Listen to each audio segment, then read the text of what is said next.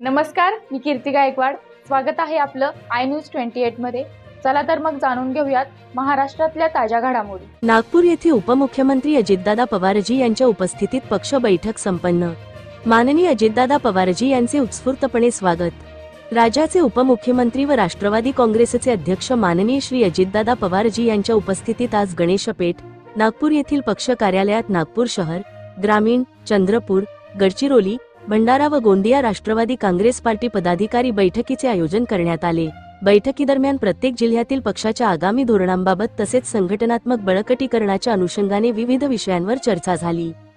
या बैठकीत उपमुख्यमंत्री माननीय श्री अजितदादा पवारजी यांच्याकडे पक्षाचा आढावा देताना नागपूर शहर ग्रामीणचे निरीक्षक व माजी आमदार श्री राजेंद्र जैन यांनी पक्षाची विद्यमान स्थिती, आगामी नागपूर महानगरपालिका निवडणुकीत पक्षाची ताकद, शहर, ग्रामीण व अन्य जिल्ह्यातील पक्ष संघटनाची बांधणी, विस्तार आणि मजबूतीकरण या संदर्भात सविस्तर माहिती देत पक्ष कार्यकर्त्यांच्या समन्वयातून पक्ष संघटन अधिक सक्षम करण्याबाबत लक्ष केंद्रित करण्याची बाब निदर्शनास आणली.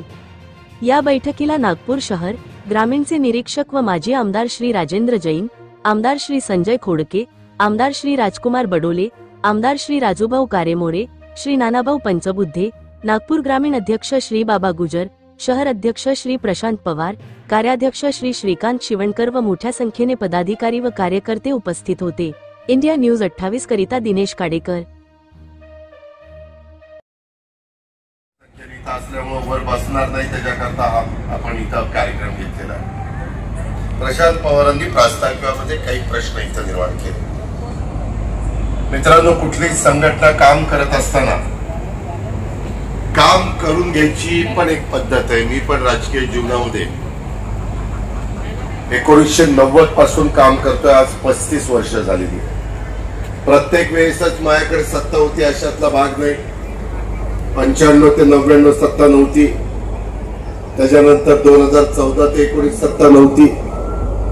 त्याच्यानंतर 2022-23 मध्ये सत्ता नव्हती.